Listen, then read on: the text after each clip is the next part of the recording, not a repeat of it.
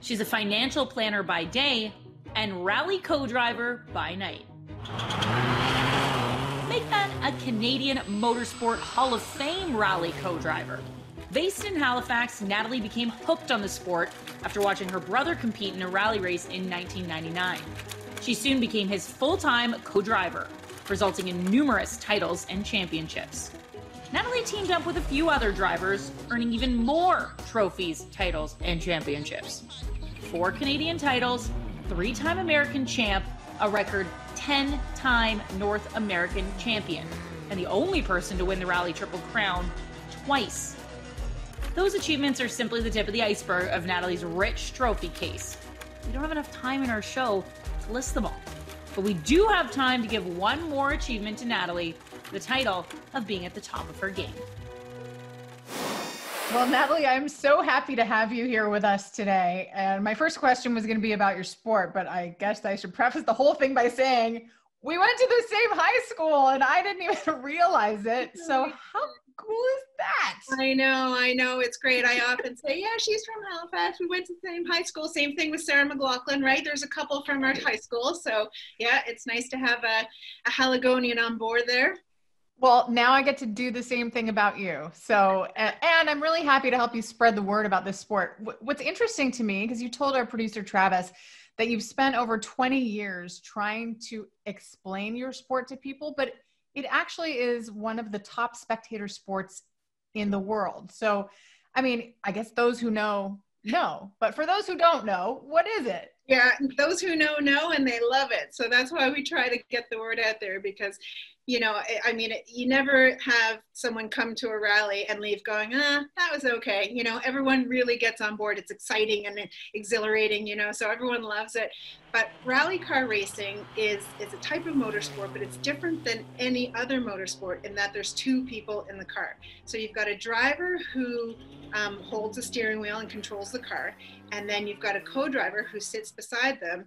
And we say it's the co-driver that kind of controls the driver because we're the ones who are telling the driver what the road is about to do a split second before the driver gets there. So the driver needs to listen to what we are telling them and react accordingly and, you know, steer the car and do everything he or she needs to do with the car in order to keep it on the road and go as fast as possible. So we're competing on forest roads, like gravel roads. And so we're not at a track or anything like that. So the fans that we have are diehards because they have to come out into the forest. You know, there's certain spots that they can go to, and usually they're out there all day long. And sometimes it's freezing, sometimes it's raining, and they're still out there. So they love it.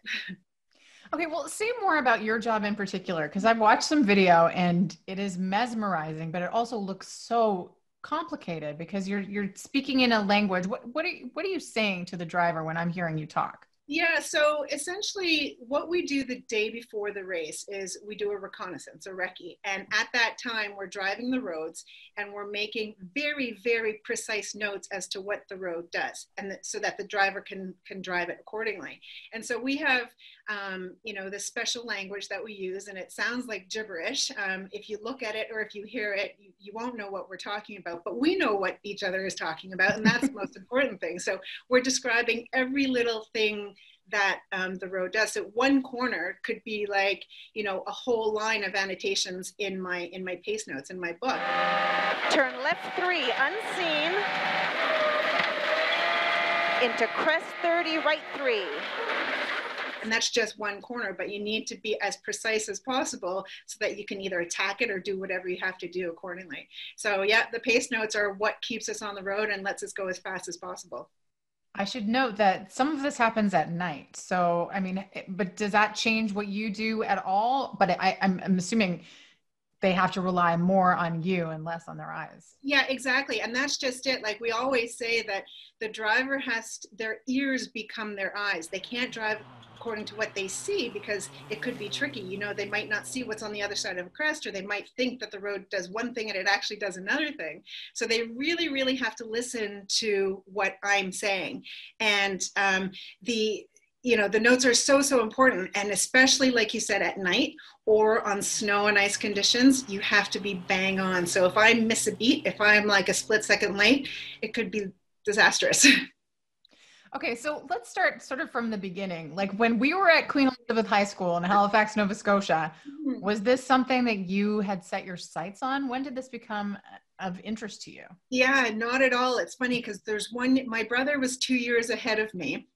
And, there's one year QE had like a scavenger hunt, like they called it a rally or, whatever it was. And they had, you could have 4 people in a car and we had to go all over the city doing different things. And we joked that that's where it all started, because when I started in rally racing, it was with my brother, and they're like, oh, when did this start? And we're like, oh, back in grade 10, but no, to answer your question, I had no clue what rally car racing was back then. I didn't even know until I was in my mid-20s, when my brother, he knew what it was. He had been watching European rally on TV like all along, but he didn't know that we had it here in Canada. And then all of a sudden he saw it on TV. He's like, yeah, I'm doing that. So he started, and he's the one who got me involved, because I went to see one of his rallies and I was like, yep, I need to be a part of this.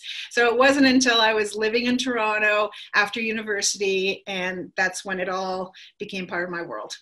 Well, so obviously you two have had an incredible amount of success, ultimately winning the Triple Crown, which is 3 of North America's top races. Is that all three? It's like you have to, in order to win the Triple Crown, you have to win the Canadian Championship, which at the time was probably about 6 events. You have to win the American Championship, which at the time might have been 8 events, and the North American Championship altogether. So it's really hard to win just one championship, one title in a year, because you accumulate points for every race that you go to.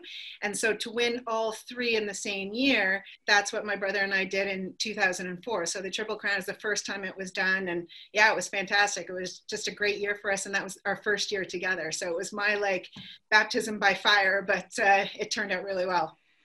So when you joined Antoine Lestage, yes, that's right. and that team, was that a hard decision? I mean, I guess, it's one thing to have a relationship with a co-driver, but he's also your brother. So was that a tough leap to make?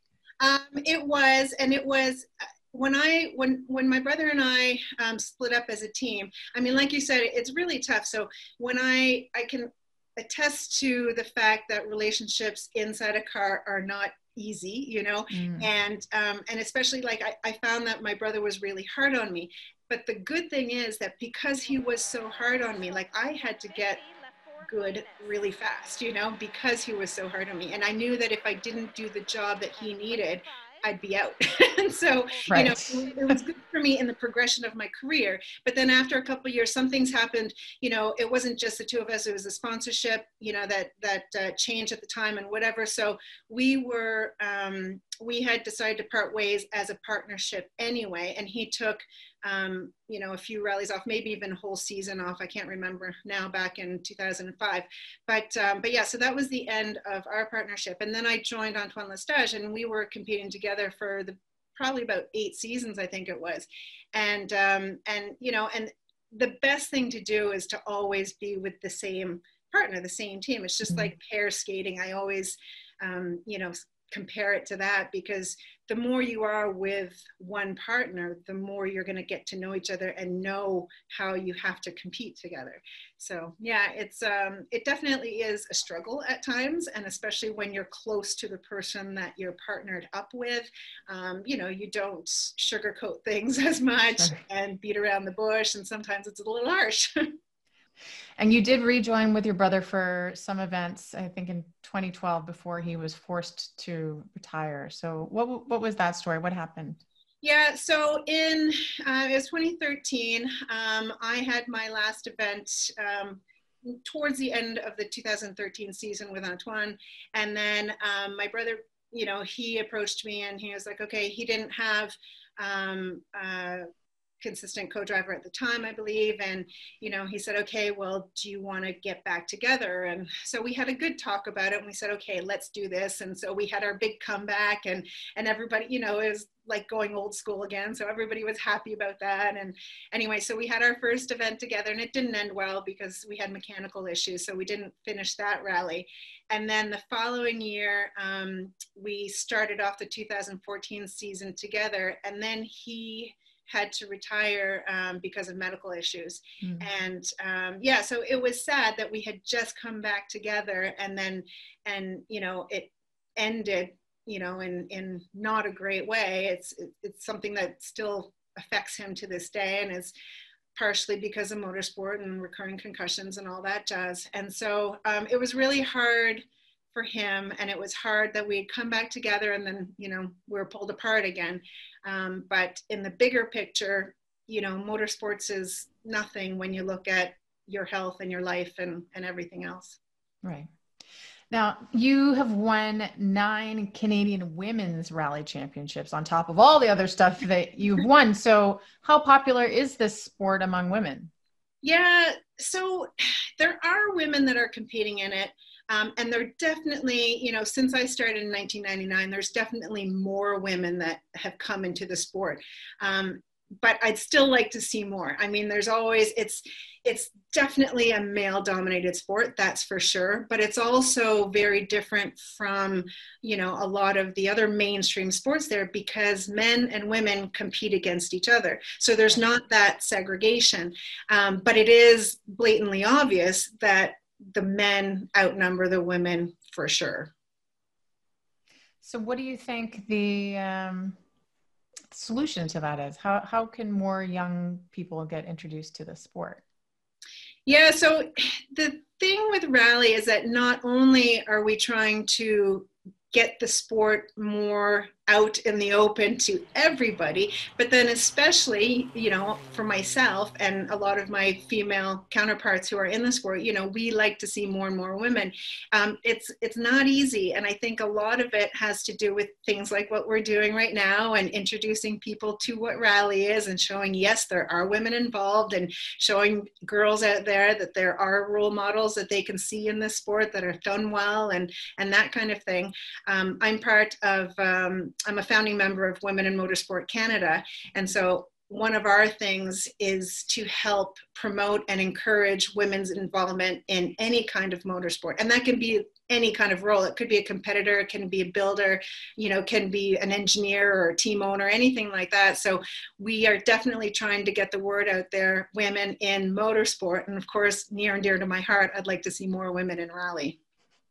Did you have female role models coming up? Well, the difference for me is that I didn't even know the sport existed. So Right. you know, to have a female role models in general, sure, my mom was a great role model, but to have a role model in the sport, not really, because it was new to me. Definitely when I first started in rally, there were a few women that obviously I took note of, because there weren't that many out there, but it was always nice to see them and see them on the podium and that kind of thing. Of course, it made me feel better and show, okay, it's not just guys out here. Did you ever feel like there was an obstacle because you were a woman? Were you treated differently?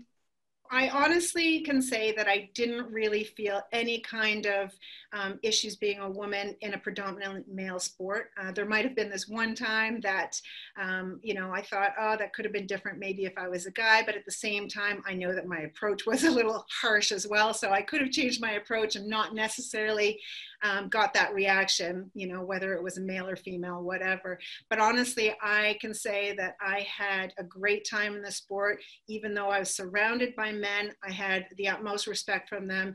And I was lucky, because I know that's not the case with everyone.